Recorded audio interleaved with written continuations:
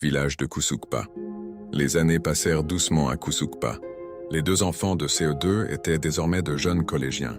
Dorcas avait grandi, son visage s'était affiné, et ses tresses d'enfant avaient laissé place à de longues nattes qu'elle arrangeait souvent elle-même. Malik, lui, était devenu un jeune garçon élégant, toujours souriant, et respecté pour sa gentillesse et son intelligence. Leur complicité d'enfance ne s'était jamais éteinte. Chaque matin, ils marchaient ensemble jusqu'au collège de Koussoupka, leur sac sur le dos, riant de tout et de rien. Les autres élèves les taquinaient souvent. Un camarade.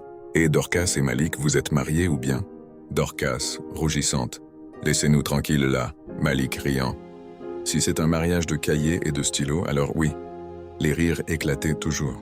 Mais au fond, chacun d'eux sentait que quelque chose de plus fort les unissait.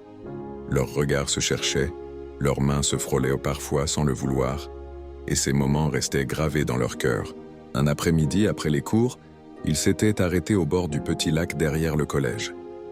Le vent soufflait doucement, faisant danser les feuilles sur l'eau. Malik fixa Dorcas longuement. Malik, hésitant. Dorcas. « Tu te souviens du jour sous le manguier quand j'avais dit que je t'aimais ?» Dorcas souriante.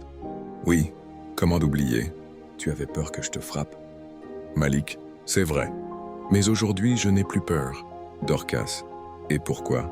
Malik, avec assurance. « Parce que je t'aime toujours, encore plus fort maintenant. » Dorcas resta silencieuse un moment, le regard tourné vers le lac. Son cœur battait à toute vitesse. Elle prit une petite pierre, la jeta dans l'eau, puis murmura « Dorcas, moi aussi. Je t'aime, Malik. Mais faut pas le dire à tout le monde, hein ?» Le garçon éclata d'un rire heureux. Il leva les yeux vers le ciel et fit une promesse silencieuse. « Je la protégerai. Je la rendrai heureuse, même si tout le monde se moque. » Les jours qui suivirent, leur amour se fit plus visible. Ils partageaient le même repas, s'aidaient dans les devoirs et s'envoyaient des petits mots en classe. Un jour, la prof de français découvrit un de leurs billets. Elle sourit discrètement avant de dire devant toute la classe « Prof, Malik et Dorcas, vous écrivez mieux quand c'est pour l'amour, hein ?» Toute la classe éclata de rire, et Dorcas cacha son visage derrière son cahier.